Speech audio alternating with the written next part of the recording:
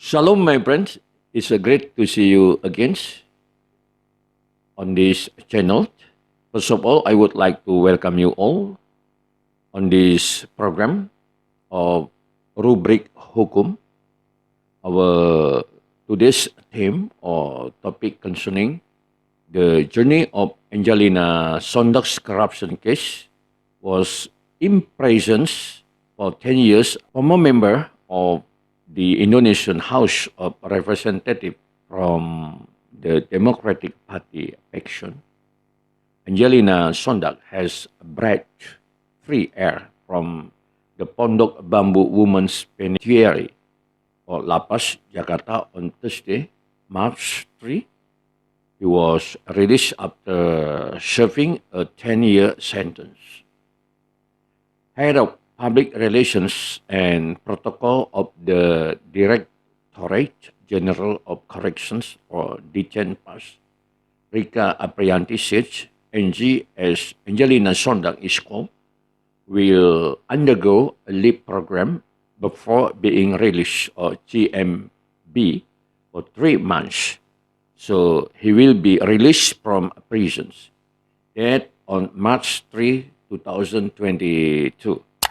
Angelina Sondakh will be expelled from the Jakarta Women's Prison to start running the CMB program as a correctional client with continued guidance from the South Jakarta Penitentiary for 3 months.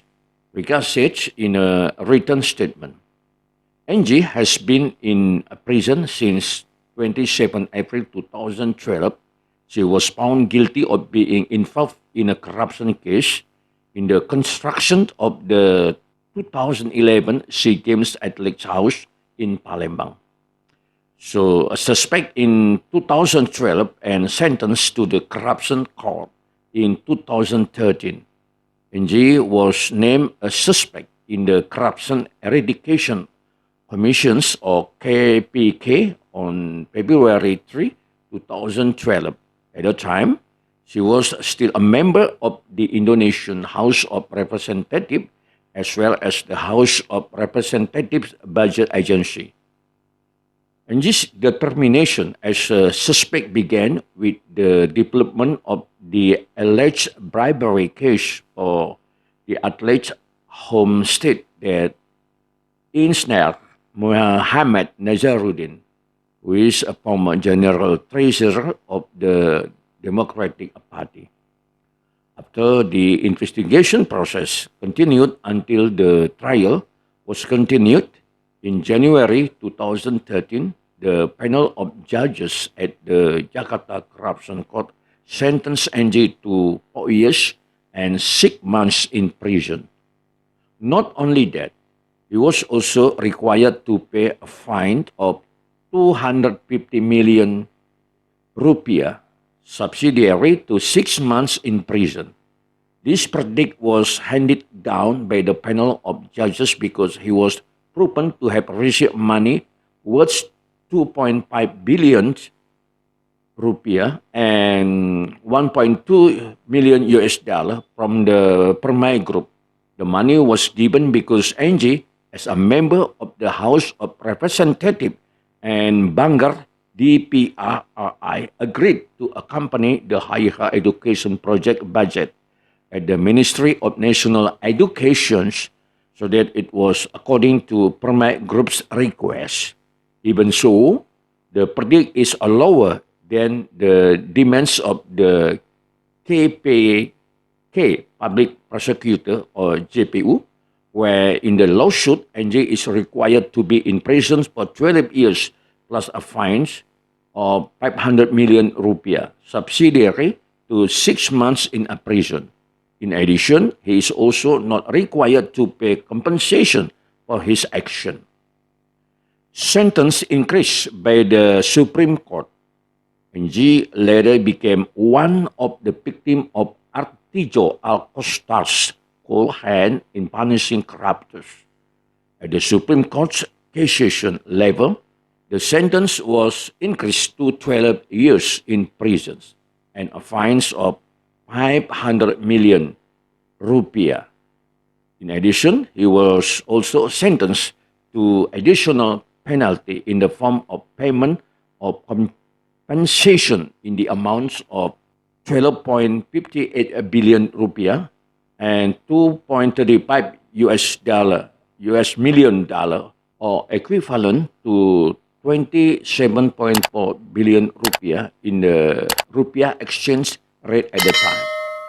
This decision was made by Artijo as a chair of the Supreme Court Criminal Chamber, with judges consisting of Ms. Luma and Mohammed Ashkins on November 20, 2013.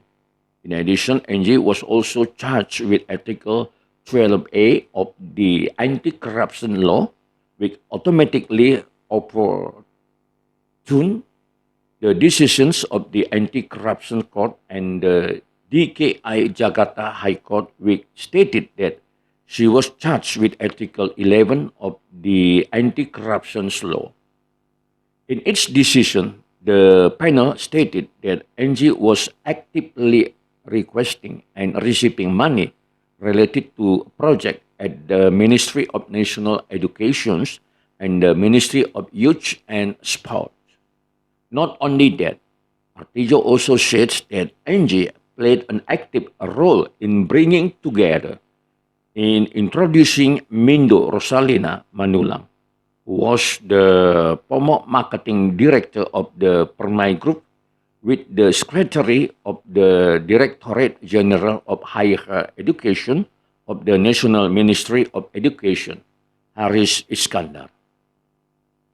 The meeting was held to facilitate budgeting, and from his action, he received a fee of 12.58 billion rupiah and 2.35 million US dollar.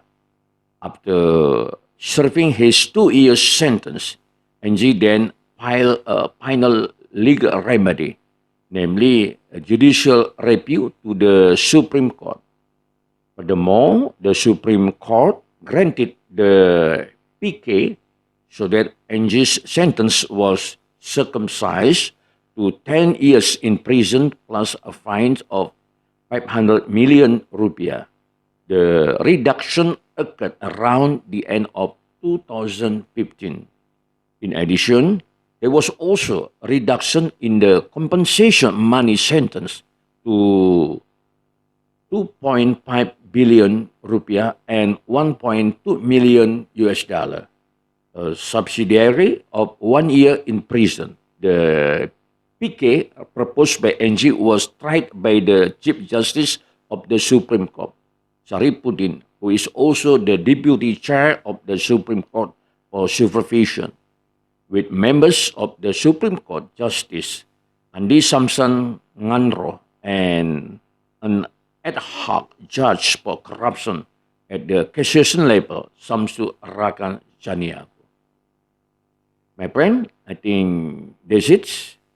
The news concerning NG's case law on corruption. Thank you so much for joining me. We'll meet again next time. Bye.